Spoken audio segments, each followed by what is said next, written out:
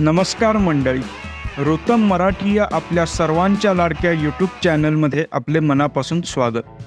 आज दिनांक 18 जानेवारी. आज आपण दिवसभरात ऑटोमोबाईल क्षेत्रामध्ये घडलेल्या महत्त्वाच्या घडामोडी जाणून घेऊयात. तर पहिली बातमी तुमच्यासाठी अतिशय आनंदाची आहे, म्हणजेच टाटाच्या ग्राहकांसाठी एक खुश खबर आहे. लोकप्रिय टाटा मोटर्स कंपनीने आपली इलेक्ट्रिक पंच अखेर भारतात लॉन्च केली आहे. या महिन्याच्या सुरुवातीला कंपनीने याचे बुकिंग सुरू केले होते. या इलेक्ट्रिक पंच मॉडेलमध्ये ग्राहकांना 2 बॅटरी पर्याय मिळतील. तसेच हे मॉडेल 5 व्हेरियंटमध्ये उपलब्ध असणार आहे. लॉंग रेंज असणाऱ्या मॉडेलमध्ये 50,000 रुपयांच्या प्रीमियमवर 7.2 किलोवॅटचा AC फास्ट चार्जरचा पर्याय देखील मिळेल. तर टाटा मोटर्सने इलेक्ट्रिक पंच या मॉडेलला 10,99,000 ते 14,49,000 रुपयांच्या किमतीमध्ये लॉन्च केले आहे.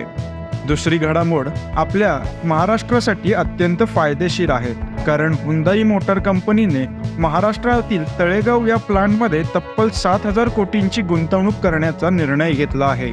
तळेगाव येथील प्लांट याआधी जनरल मोटर्सचा होता. तामिळनाडूमधील प्लांटनंतर हुंदाई कंपनीचा भारतातील हा दुसरा प्लांट असणार आहे, जो आपल्या राज्यात होणार आहे. याबाबतची माहिती राज्याचे उपमुख्यमंत्री देवेंद्र फडणवीस यांनी एक्स या सोशल मीडिया हँडलवर पोस्ट करत दिली आहे. तिसरी बातमी अशी आहे की सर्व 4 व्हीलर वापरण्यासाठी ती अत्यंत महत्त्वाची असेल. भारतीय राष्ट्रीय महामार्ग प्राधिकरणाने 31 जानेवारीपर्यंत आपल्याकडे असणाऱ्या फास्टॅगची KYC पूर्ण करण्याचे निर्देश दिलेत.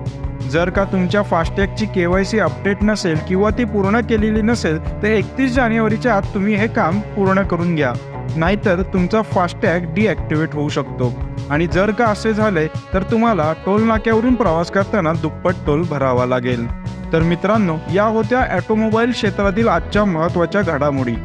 अशाच नवनवीन घडामोडी जाणून घेण्यासाठी आमच्या रुतम मराठी यूट्यूब चॅनलला लाईक, शेअर आणि सबस्क्राईब करायला विसरू नका. चला तर उद्या पुन्हा एकदा भेटूयात ताज्या घडामोडींसह. धन्यवाद.